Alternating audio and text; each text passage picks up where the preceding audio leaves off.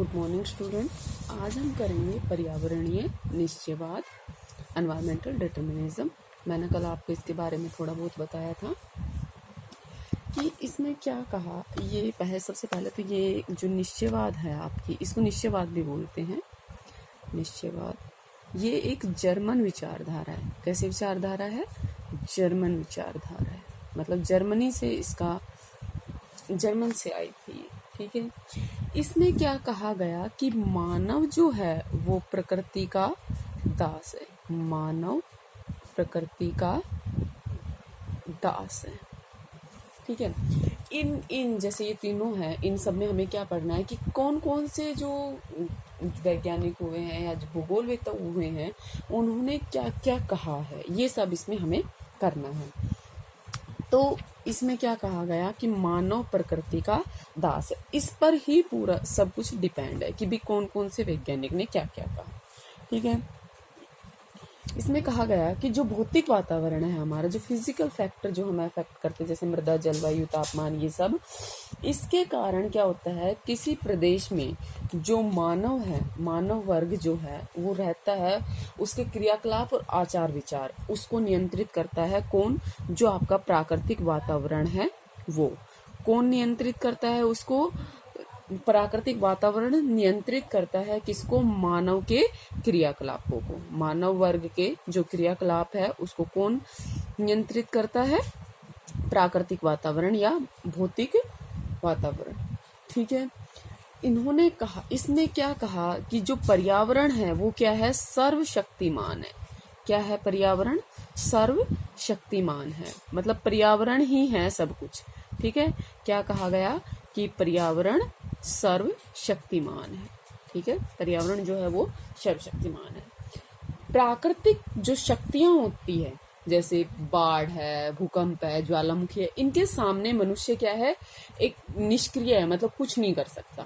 इस विचारधारा में कहा गया, क्या कहा गया कि जो ये प्राकृतिक आपदाएं हैं, जैसे भूकंप है, ज्वालामुखी है, बाढ़ है, सूखा है, इनमें मनुष्य क्या है?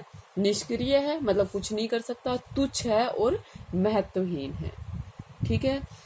मनुष्य की जो जीवन शैली है, जो सभ्यता है, इतिहास है, उसका जो समाज है, वो जिस राष्ट्र के विकास की जो अवस्थाएं हैं, वो सब किस पर डिपेंड करती है? पर्यावरण पर। ठीक है। किस पर डिपेंड करती है? पर्यावरण पर, मतलब उसको पर्यावरण सबसे ज्यादा प्रभावित करता है। ठीक है।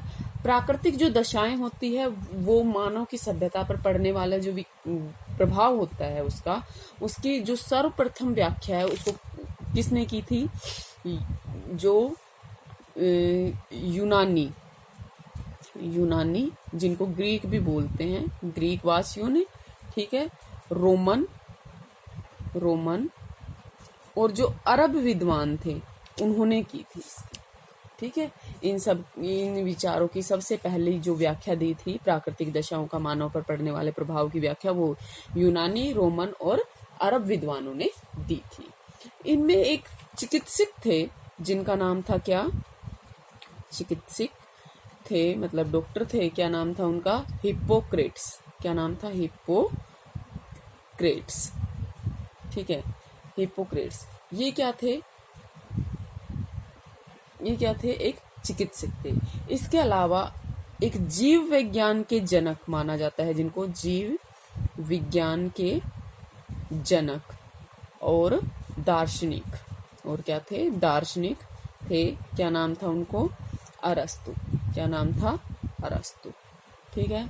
एक इतिहासकार थे। क्या नाम था? इतिहासकार का नाम था, क्या था? थ्यूसीडाइड्स। क्या था? थ्यूसीडाइड्स। ठीक है। थ्यूसीडाइड्स। इसके अलावा एक विचारक और भूगोलवेत्ता थे। क्या नाम था? विचारक और भूगोलवेत्ता थे, उनका क्या नाम था? हेरोडोट्स। क्या नाम था? हेरोडोट्स। ठीक है। इन सब ने किसके बारे में? प्राकृतिक पर्यावरण का मानव पर पड़ने वाले प्रभाव के बारे में व्याख्या की थी। और ये सारे कहाँ के थे? यूनान के थे, अरब के थे और रोमन के थे। मतलब कोई यहाँ से था, कोई यहाँ से था, कोई यहाँ से था। ठीक है, ये सब इन सब ने इस विचारधारा के बारे में बताया। ठीक है, जो यूनानी निवासी थे, हिपोक्रेट्स कहाँ के थे? यूनानी थे। ठीक है, ये कहाँ के थे? यूनान के थे। यूनानी निवासी हिपोक्रेट्स, इनका अगर वो देखा जाए तो 420 ईसा पूर्व इनकी धारणा थी कि जो अनुकूल जो भौतिक दशाएं होती है उनके कारण, जैसे एशिया है वहां पर जो भौतिक दशाएं कैसी है? मानव के अनुकूल है। ठीक है, तो एशिया के लोग कैसे थे? आराम पसंद थे, मतलब वो आराम करते थे। ठीक है, उनको आराम पसंद था। जबकि अगर कठोर वातावरण में रहने वाले यूरोपीय लोगों की बात करें तो वो कैसे थे? परिश्रमी थे और जाबाज थे।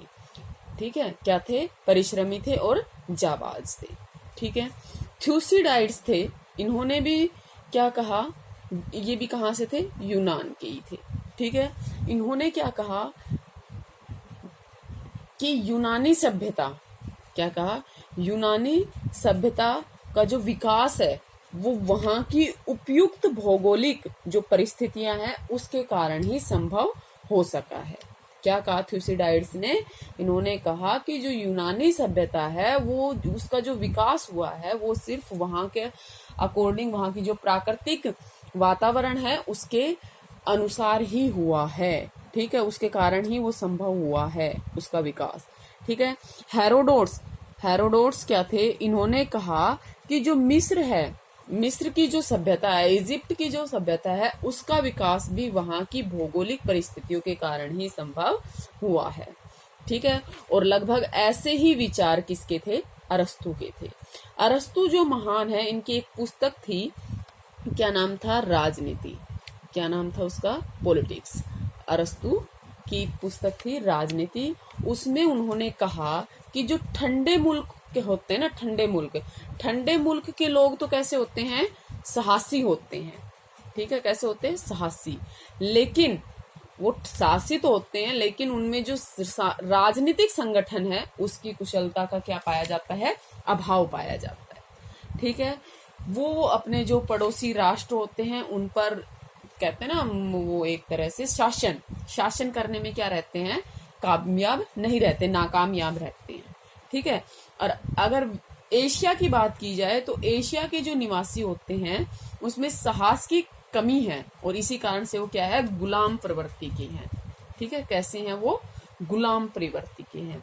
इसलिए जो यूरोप है, आपने देखा होगा कि हमारा भारत काफी टाइम तक किसका गुलाम रहा था? अंग्रेजों का गुलाम रहा था। ठीक है, क्यों? क्योंकि वो साहसी थे और हम में साहस की कमी थी।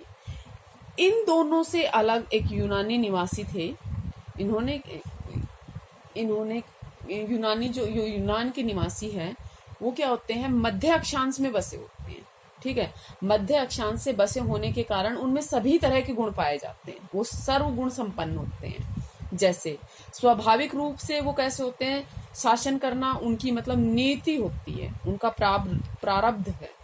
और अरस्तु का मानना था, उनका दृढ़ विश्वास था कि कुछ राष्ट्रों की प्रगति में वहां का जो अनुकूल और जो सुविधाजनक वातावरण होता है वो ही जिम्मेदार होता है। मतलब ये सब जो जितने भी ये वैज्ञानिक हैं इन सब ने माना कि मानव का गुलाम होना, मानव का साहसी होना, मानव का शासन करना, ये सब किस पर डिपेंड करता है? किस पर डिपेंड करता है? वहां के प्राकृतिक या भौतिक वातावरण पर। ठीक है, रोमन भूगोलवेता थे, क्या नाम था इनका? रोमन एक भूगोलवेता थे, क्या नाम था? स्ट्रैबो। क्या नाम था? स्ट्रैबो। ठीक है, ये कब से कब? ये हुए थे 64 BC से AD 20। ठीक है, यहाँ तक वे इसका मान सकते हैं। इन्होंने कहा कि जो उच्चावच, ढाल, जलवायु, वनस्पति, ये सब क्या होते हैं? ईश्वर की देन है। ये जो जितने भी भौगोलिक तत्व है ये सब किसकी देन है? ईश्वर की देन है। और ये जो तत्व है ये मानव की जो जीवन शैली है उसका क्या करते हैं? निर्धारण करते हैं। इन्होंने ये भी समझाने की कोशिश की कि किस प्रकार जो इटली का आकार है, उसकी आकृति, उसकी जलवायु, उसका स्थानिक संबंध, ने क्या किया है, रोमन जो साम्राज्य है उसके उत्कर्ष में महत्वपूर्ण भूमिका निभाई है। ठीक है, क्या किया है, महत्वपूर्ण भूमिका निभाई है। ठीक है, अरब के जो विद्वान हैं उनके चिंतन में और उनके लेखन में सभी में निश्चयवाद की झलक देखने को मिलेगी आपको। किसमें, अरब के जो विद्वान हैं उनमें, जैसे अल बतानी है, अल मसूदी है, इबन हारकल है, अल इदरसी है, इबन खलदून है, ये सब क्या है, अरब के विद्वान हैं। और इन्होंने कहा कि इन्होंने जो ये जितने भी भूगोलवेत्ता है, इन्होंने आवासीय विश्व को कितने भागों में बांट दिया, 7 जलवायु खंडों में बांटा। और उन प्रदेशों में जितने भी लोग निवास करते थे, जितनी भी जातियां निवास करती थी, उनके शारीरिक और सांस्कृतिक जो भी लक्षण थे उनका वर्णन किया। ठीक है, अल मसूदी ने तो यहाँ तक भी कहा था कि पर्याप्त जल वाले जो क्षेत्र है उन क्षेत्रों के लोग कैसे होते हैं, प्रसन्नचित होते हैं, हास्य मतलब विनोद करने वाले स्वभाव के होते हैं, हंसी मजाक करने वाले स्वभाव के होते हैं। जबकि इसके विपरीत अगर शुष्क क्षेत्रों वाले निवासी की बात की जाए तो वो कैसे होते हैं, असंतुलित होते हैं। ठीक है, और खुले वातावरण में रहने वाले जो चलवासी होते हैं वो कैसे होते हैं, शारीरिक रूप से मजबूत होते हैं, विवेकशील होते हैं और पक्के इरादे वाले होते हैं। ठीक है, इसका एक छोटा सा एग्जाम्पल मैं भी दूंगी।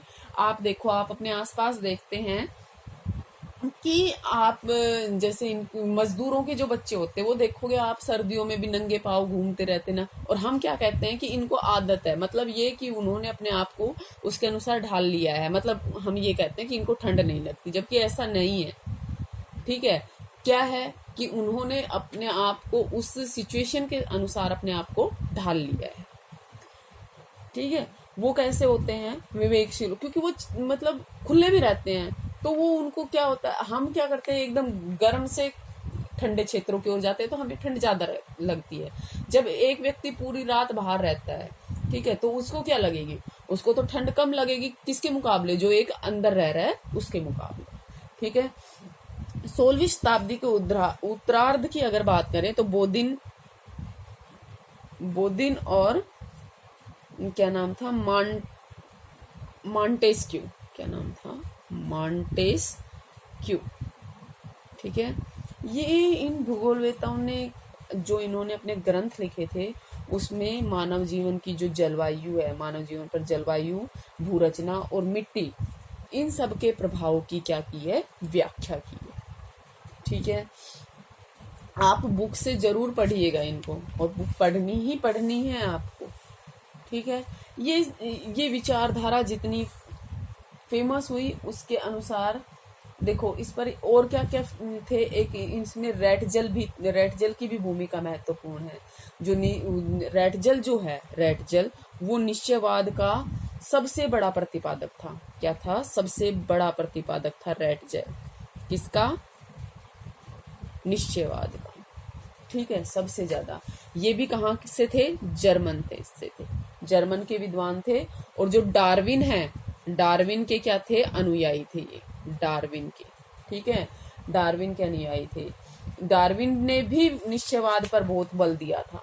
ठीक है, और इसे तो कई बार डार्विनवाद भी बोला जाता है। ठीक है, क्या बोला जाता है, डार्विनवाद। मतलब मैं पहले आपको डार्विन के बारे में बता देती हूँ कि 19वीं शताब्दी के उत्तरार्ध में डार्विन जो है उन्होंने एक वो लिखा था अपना, तो उसको क्या नाम दिया गया, डार्विनवाद नाम दिया।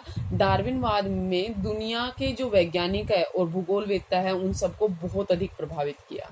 ठीक है, जो चार्ल्स डार्विन है, इन्होंने एक पुस्तक लिखी थी, क्या नाम था उसका, प्राकृतिक चयन द्वारा जातियों की उत्पत्ति। क्या था, प्राकृतिक, इधर लिख देती हूँ मैं, डार्विन की पुस्तक है प्राकृतिक चयन द्वारा जातियों की उत्पत्ति। क्या है, जातियों की उत्पत्ति। ठीक है, ये इसकी पुस्तक का नाम था, origin of species by natural selection. ये कब प्रकाशित हुई थी, 1859 में। ठीक है, इसमें क्या कहा, इसमें डार्विन ने माना कि जो जीवों की उत्पत्ति है, उनका आकार है और उनकी संख्या है, वो पर्यावरण के द्वारा नियंत्रित होती है। ठीक है। डार्विन के जो जैव विकास से संबंधित जो विचार थे, उन्होंने वातावरण जो निश्चयवाद है इसको बहुत अधिक बल दिया। इसको पर्यावरणीय या वातावरणीय निश्चयवाद भी बोलते हैं। इसको 20वीं शताब्दी के आरंभ में निश्चयवाद की जो विचारधारा थी, इसका परिणाम क्या हुआ, इसके कारण जो 20वीं शताब्दी का आरंभ था उसमें ये जो निश्चयवाद की विचारधारा ये कहाँ जा पहुंची, अमेरिका में जा पहुंची। और रैटजल जो थे, वो जो इसके अनुयायी थे, वो भी इससे प्रभावित हुए बिना नहीं रह सके। ठीक है, क्या है फिर इसके बाद एक और जर्मन के एक और भूगोलवेत्ता थे जिनका नाम था कार्ल रिटर। ठीक है, इन्होंने मानव केंद्रित विचारधारा जो है उसका अनुयायी था। ये किसका अनुयायी था, मानव केंद्रित विचारधारा का। इनकी पुस्तक थी किसकी, कार्ल रिटर की पुस्तक का नाम था अर्ड कुंडे। क्या नाम था, अर्ड कुंडे, ये फेमस है। ठीक है, अर्ड कुंडे में इन रिटर ने केवल प्रकृति के प्रभाव को ही मुख्य नहीं माना, इन्होंने मानव और पृथ्वी की जो पारस्परिक अंतःक्रियाएं हैं इनको भी महत्वपूर्ण माना। ठीक है, रिटर ने यह समझाने का प्रयास किया कि मनुष्य के जो शारीरिक गठन है, स्वास्थ्य है, उसमें भिन्नता का कारण भी क्या है, पर्यावरण की भिन्नता ही है। रिटर के जो संप्रदाय है इसमें क्या है, अनेक भूगोलवेत्ताओं ने ये घोषित किया था कि उनका जो प्रमुख कार्य है वो क्या है, वर्तमान और भूतकाल में किसी प्रदेश के जो निवासी है उनकी भौतिक, सांस्कृतिक और राजनीतिक नीति पर भौगोलिक दशाओं का जो प्रभाव पड़ रहा है उनको पहचानना है। ठीक है, इसके अलावा एक हम्बोल्ट भी हुए हैं। हम्बोल्ट को निश्चयवाद का पथ प्रदर्शक भी कहा जाता है। इन्होंने जो भौगोलिक तत्व होते, अक्षांश, देशांतर, समुद्र तल से ऊंचाई, चुंबकीय अंतर, तापमान, वायुदाब, पवनों की दिशा, वनस्पति और चट्टानों के प्रकार के आधार पर मानवीय क्रियाकलापों का जो प्रभाव है उसका बारीकी से अध्ययन किया। ठीक है, इन्होंने अपनी डायरी में लिखा था कि सारी पृथ्वी पर उत्तरी ध्रुव से दक्षिणी ध्रुव तक समस्त प्रकृति में केवल एक आत्मा व्याप्त है। पत्थरों में भी, पौधों में भी, पशुओं में भी और मानव में भी केवल एक जीव ओतप्रोत है। ठीक है, किसने कहा था ये, हम्बोल्ट ने कहा था। ठीक है, इसके बाद हम बात कर रहे थे किसकी, रैटजेल की। रैटजेल को निश्चयवाद का सबसे बड़ा क्या माना जाता है, प्रतिपादक माना जाता है। ठीक है, ये कहाँ के थे, जर्मन के थे। और ये जो डार्विन है इसके क्या थे, अनुयायी थे। उसे इनको किस पर भरोसा था, प्राकृतिक जो छांट होती है, नेचुरल जो सिलेक्शन होते हैं उन पर भरोसा था। उन्होंने कहा कि योग्यतम ही उत्तरजीविता, मतलब सर्वाइवल ऑफ द फिटेस्ट में ये विश्वास करते थे। मतलब जो सरवाइव करेगा वो ही रह पाएगा। मानव अपने वातावरण की उपज है, ये किसने माना था, रैटजेल का मत था कि जो मानव है वो अपने वातावरण की उपज है और वातावरण की जो प्राकृतिक शक्तियां हैं वो मानव जीवन को ढालती है। मनुष्य तो क्या करता है, केवल वातावरण के साथ ठीक से समायोजन करता है और उसके अनुसार क्या करता है, अपने आप को वहां रहने के योग्य बनाता है। इन्होंने एग्जाम्पल दिए उत्तरी ध्रुव क्षेत्र के एस्किमो का, जायरे बेसन के पिग्मी का, कालहारी मरुस्थल के बुशमैन। ठीक है, इन्होंने क्या कहा कि ये जो है बुशमैन, एस्किमो और पिग्मी, इन्होंने अपने जीवन यापन को अपनी नीति के रूप में स्वीकार कर लिया है। ठीक है, इनकी एक पुस्तक थी या ग्रंथ भी कह सकते हैं उसको, क्या नाम था उसका, एंथ्रोपोज्योग्राफी। क्या नाम था इनकी पुस्तक का, एंथ्रोपोज्योग्राफी।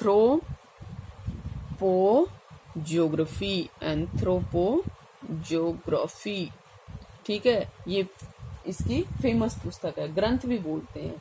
इनमें इसने कहा कि पृथ्वी पर जो मानव वितरण है वो अधिकतर प्राकृतिक शक्तियों द्वारा ही नियंत्रित होता है। दूसरा क्या कहा कि मानव अपने पर्यावरण का प्राणी है। ठीक है, तीसरा इन्होंने क्या कहा कि समान जो अवस्थितियां होती है, जो समान परिस्थितियां होती है, सिचुएशन जो होती है वो समान जीवन शैली को जन्म देती है। ठीक है, और चौथा इन्होंने क्या कहा कि मानव का जो उद्विकास है वो उसका अंतिम उत्पाद है। Man is the end product of evaluation.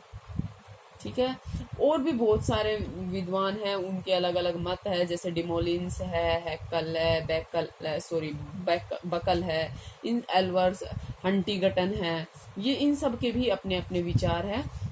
तो ये आप प्लीज पढ़ लीजिएगा। इसके अलावा जब ये तो हमने क्या किया, इसके फेवर में पढ़ा। इसके बाद आता है इसकी वातावरण निश्चयवाद की आलोचनाएं, क्योंकि इसकी आलोचनाएं हुई तभी तो संभववाद का जन्म हुआ। क्या हुआ, इसकी जब आलोचनाएं हुई तभी तो संभववाद का जन्म हुआ। तो अब हम क्या पढ़ेंगे, इसकी आलोचनाएं।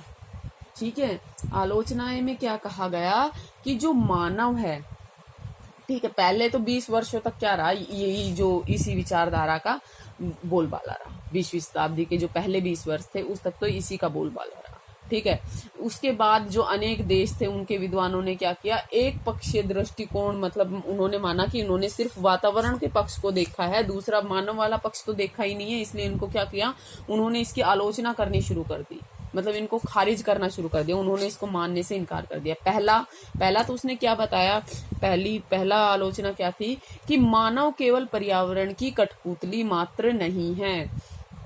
ठीक है, क्या कहा कि मानव केवल पर्यावरण की कठपुतली नहीं है, वह पर्यावरण के तत्वों, उच्चावाच, तापमान, आर्द्रता, वनस्पति, मृदा आदि से प्रभावित होता है, तो वो अपनी सोच, ज्ञान विज्ञान, तकनीकी और प्रौद्योगिकी के विकास के साथ पर्यावरण को बदले में क्या करता है, प्रभावित भी करता है। ठीक है, कैसे, मान लो मनुष्य क्या है, भूकंप को रोक नहीं सकता, लेकिन भूकंप से बचने के उपाय तो कर सकता है। उसे ये तो पता चल जाता है कि भूकंप आज यहाँ आने वाला है, तो वो क्या करता है, वहां उससे बचने के उपाय खोजने लगता है। ठीक है, दूसरा क्या कहा कि समान जो भौतिक दशाएं हैं वो समान परिणाम या रिस्पॉन्स पैदा नहीं करती। फॉर एग्जाम्पल, मेघालय की जो गारो खासी जयंतियां हैं और मिजोरम की जो लुसाई है, वहां की जलवायु लगभग एक जैसी है। ठीक है, और जलवायु भी एक जैसी और पर्यावरण भी एक जैसा है, लेकिन उनके जो भौतिक लक्षण है, शारीरिक ढांचा जो है, उनका खान पान जो है, उनका जो शिक्षा का स्तर है और उनका जो जीवन के प्रति जो दृष्टिकोण है, उसमें बहुत अधिक अंतर पाया जाता है। तीसरा इन्होंने क्या कहा, इन्होंने निश्चयवादियों ने कहा था कि प्रकृति के समक्ष मनुष्य क्या है, लाचार है, बेबस है, निष्क्रिय है। ठीक है, मतलब वो क्या है, प्रकृति का दास है। उन्होंने ये सब कहा था कि सब कुछ प्रकृति ही है, मानव कुछ भी नहीं है। लेकिन जो स्पेट महोदय हैं, इन्होंने कहा कि पर्यावरण स्वयं में अर्थहीन है, बिना मानव के पर्यावरण का कोई अस्तित्व नहीं है। अगर मानव नहीं होता तो कौन पढ़ता पर्यावरणीय निश्चयवाद, ठीक है, कोई नहीं पढ़ता। Thank you.